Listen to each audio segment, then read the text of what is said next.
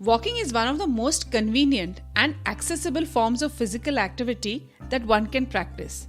It is a great way to maintain and improve one's overall health. Many kinds of research have shown a positive effect of walking on cardiovascular health, fat loss, aerobic activity, lowering the blood pressure by modulating the sympathetic nervous system and lowering the risk of metabolic syndrome.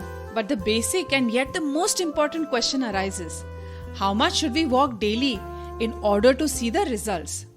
Are 10,000 steps a real benchmark? This is what exactly I'm going to discuss in today's episode. Hi, I'm Avanti Deshpaande, a clinical and sports nutritionist, author, speaker, entrepreneur, and a fit mom. Welcome to my podcast, Eat Smart with Avanti. And this segment is Eat Smart Shorts, where I will be decoding latest health and nutrition trends and news. We have often seen many health professionals and pedometers recommending a goal of 10,000 steps daily. But the question is, does this really work? Scientifically speaking, there is no magic number that demonstrates the health benefits of a goal of walking 10,000 steps a day. Now, the story goes back to the way that Yamasa was a company that made Manpo Ki, literally translated as 10,000 steps. It was the first Japanese commercial pedometer that was invented in 1960. It is believed that this magic number is an arbitrary one that originated in an advertising campaign a decade ago. And soon it became a motto for all the dedicated walkers. There is no actual reasoning behind the number other than that it was a round and memorable number and it looks nice. The company didn't have any scientific evidence to back it. They just wanted to sell their product, and they unknowingly influenced the fitness industry for years to come. And thus, many doctors and health professionals nowadays feel like focusing on 10,000 steps a day could be a misstep. But there are various studies in the recent times done again, and here is one of the studies that has been done. Recently, the University of Massachusetts carried out a meta-analysis of around 15 studies on how daily walking steps are needed for longevity benefits. They found that getting between 6,000 to 8,000 steps each day, especially for older adults, and 8,000 to 10,000 steps are just enough for people to stay healthy.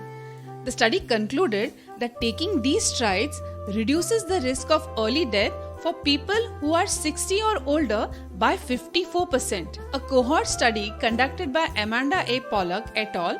In middle-aged adults concluded that adults taking at least 7,000 steps per day compared to those taking fewer than 7,000 steps per day had approximately 50 to 70% low risk of mortality.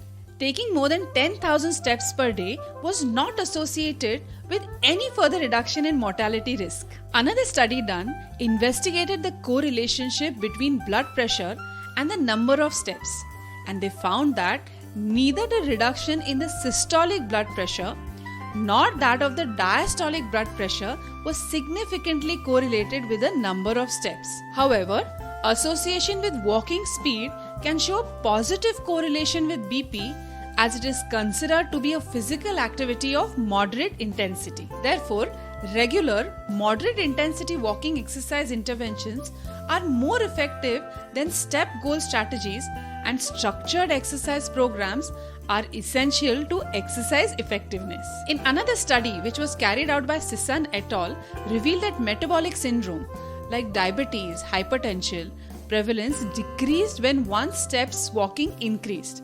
Specifically, the odds of having metabolic syndrome were 10% lower for each individual with 1,000 steps that were added each day. So to conclude, there is no specific number that would magically show the effect. Therefore, other factors like age, gender, intensity of walking should also be taken into consideration. Thus, the combination of walking exercise program and daily step goal is more time efficient strategy for improving overall comorbidities than simply establishing a daily step goal.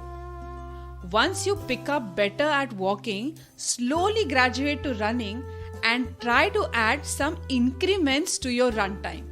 Thus, instead of walking exactly 10,000 steps, walking around 10,000 steps and then gradually shifting to jogging and then running would be a healthy sweet spot. Hope you liked today's episode. I will meet you soon with another episode on Eat Smart Shorts, decoding the latest health trends and news. Have you subscribed to the podcast? If not, do it now. Take care and see you soon.